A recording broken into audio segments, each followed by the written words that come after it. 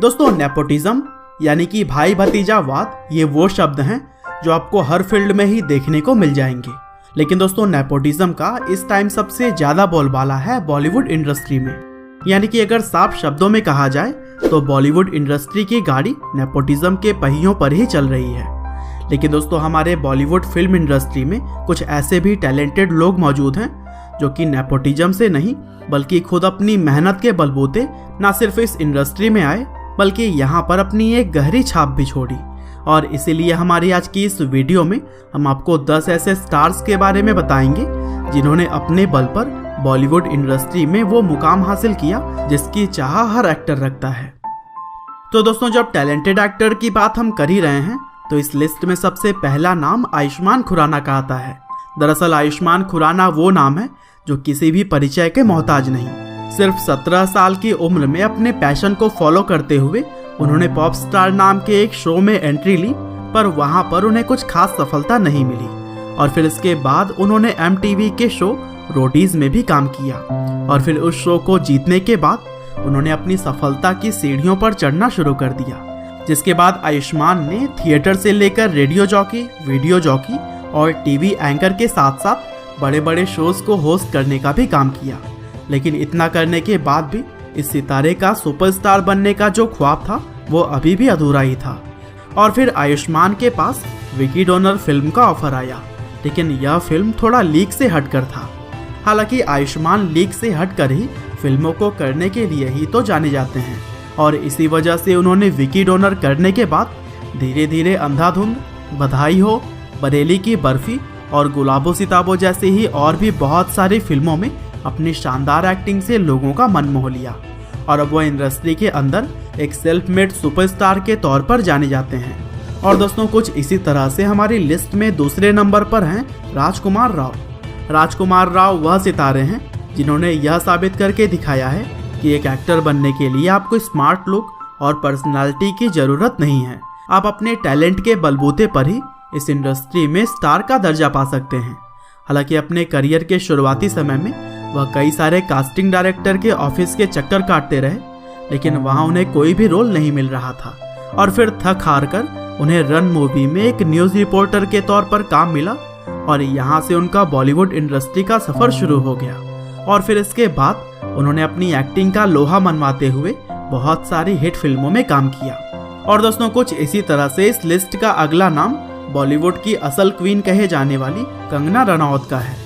दोस्तों, आज के समय में जिस तरह से कंगना ने नेपोटिज्म को करारा जवाब देकर बॉलीवुड इंडस्ट्री में खुद को एस्टेब्लिश किया है, वैसा किसी भी एक्ट्रेस के लिए कर पाना बहुत ही मुश्किल है। क्योंकि शुरू के समय में बॉलीवुड के कनेक्शंस तो दूर की बात है, कंगना के पास उनकी खुद की फैमिली का भी सपोर्ट नहीं था। और फिर दिल्ली में कई सालों तक थिएटर आर्टिस्ट का काम करने के बाद कंगना ने मुंबई आने का फैसला किया। लेकिन यहाँ उन्हें लगातार कभी उनकी खराब इंग्लिश की वजह से तो कभी नेपोटिज्म की वजह से असफलता का मुंह देखना पड़ा। हालांकि 2006 में गैंगस्टर मूवी में काम करने के बाद से कंगना धीरे धीरे सफलता की सीढ़ियां चढ़ गईं। और दोस्तों, कुछ इसी तरह से आज की हमारी लिस्ट में अगला नाम है the most talented actor Nawazuddin Siddiqui का। दरअसल नेशनल स्कूल ऑफ ड्रामा से एक्टिंग सीखने के बावजूद भी नवाजुद्दीन सिद्दीकी को उनकी जिंदगी में हमेशा उनके लुक्स और पर्सनालिटी की वजह से रिजेक्शन झेलनी पड़ी। लेकिन फिर भी उन्होंने हार नहीं मानी और शुरुआती दौर में उन्हें जो भी छोटे मोटे रोल मिलते वह करने से मना नहीं करते।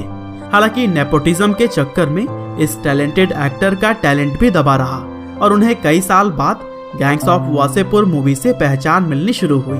और अब तो नवाजुद्दीन सिद्दीकी खुद को बॉलीवुड में एक स्टेब्लिश एक्टर के तौर पर स्थापित कर चुके हैं।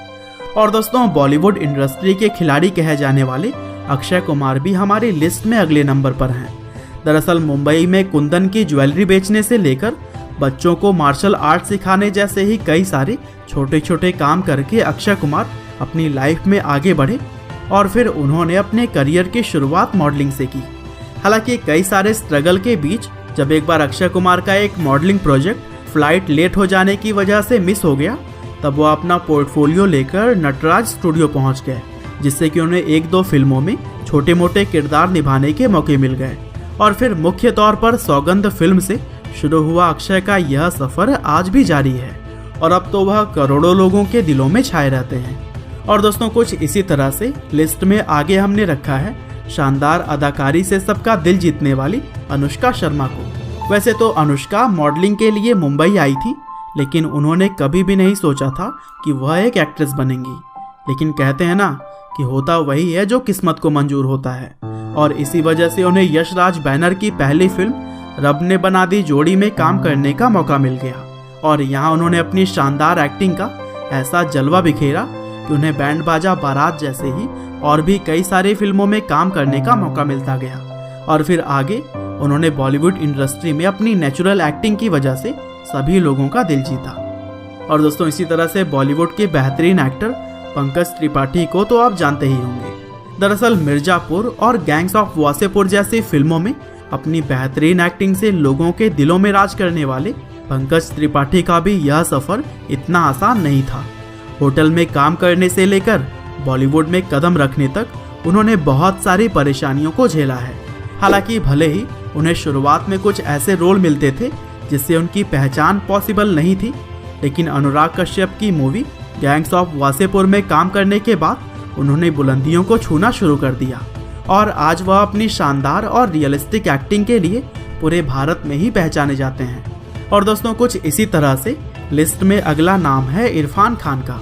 हालांकि यह शानदार एक्टर अब हम सभी को छोड़कर तो जा चुके हैं, लेकिन अपनी लाजवाब एक्टिंग से इन्होंने भी नेपोटिज्म के कीड़ों को हमेशा अपने आप से दूर ही रखा और इन्होंने अपनी अदाकारी के आगे किसी की भी नहीं चलने दी।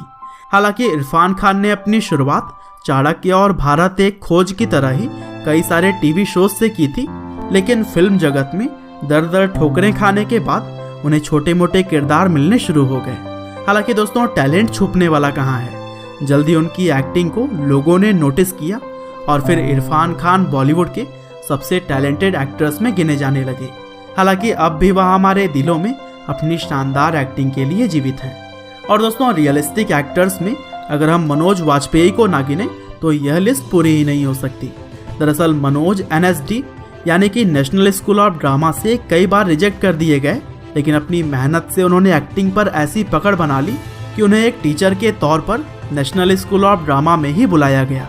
हालांकि मनोज वाजपेयी ने भी टीवी से अपने करियर की शुरुआत करने के बाद बहुत सारे परेशानियों को झेलते हुए फिल्म जगत में कदम रखा, लेकिन वह अपने टैलेंट के लिए देर ही सही पर पहचाने गए और उन्हें आज के समय में सबसे बेहतरीन एक्टर के तौर पर सम्मान की नज़रों से देखा जाता है। हालांकि दोस्तों चलिए अब आज की इस लिस्ट में हम बात करते हैं उस चमकते हुए सितारे के बारे में जो हमारे बीच से खो गया है। यहाँ दोस्तों मैं बात कर रहा हूँ सुशांत सिंह राजपूत की, जिन्होंने किस देश में है मेरा दिल नाम के शो में बतौर सपोर्टिंग एक्टर से लेकर पवित्र रिश्ता जैसे सुपरहिट सीरियल में लीड एक्टर के तौर पर काम किया और फिर टीवी सीरियल्स को छोड़ने के बाद जब उन्होंने बॉलीवुड में भी कदम रखा तब यहाँ भी अपनी शानदार एक्टिंग से उन्होंने लोगों को दीवाना बना दिया। और फिर फिल्म जगत में काय पोछे, MS Dhoni the untold story और छिछोरे के तरह ही कई सारे फिल्मों में काम करने के बाद उन्होंने नेपोटिज्म के कीड़ों को यह दिखा दिया कि वह उनसे बेहतर कर सकते हैं। हालांकि असल आईना दिखाने के बाद बहुत सारे लोगों को तकलीफ होने लगी, जिससे उन्होंने सुशांत सिंह राजपूत से बदला लेने का सोच लिया और फिर आखिरकार उन्होंने सुशांत के ऊपर ऐसा दबाव डाला कि वह खुद को सुसाइड करने से नहीं रोक सकी और इस तरह से हमने एक असली एक्टर को अब खो दिया है। हालांकि दोस्तों अंत में बस मैं यही कहना चाहता हूँ कि कहीं ना कहीं हम लोग ही नेपोटिज्म को बढ़ावा देने के लिए जिम्मेदार हैं, क्योंकि हम अगर ओवर एक्टिंग करने वाले बेकार एक्टर के फिल्मों को बाइकआउट करेंगे तभी असल टैलेंट उभर कर सामने आ पाएगा। आशा करता हूँ कि जो मैं कहना चाहता हूँ उसे आप लोगों ने समझ लिया।